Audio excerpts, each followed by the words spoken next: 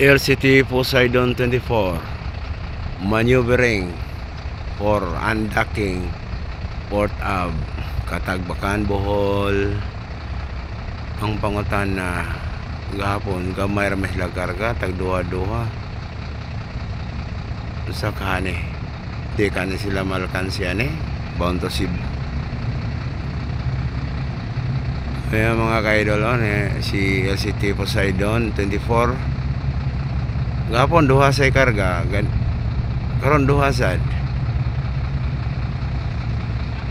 ilang kargamento depende ra gina nila kaya marag bago ni sila dire ni operasyon ang sige dire kining kuan Saint Brindan o kining Santo Niño ano sa og itong light nga para taluot argaw mo na dagan kay kargamento kining Saint Brindan kaniya sa Santo Niño sa dito puno na. Ang Poseidon gahapon duha sa drone or unsa ka ani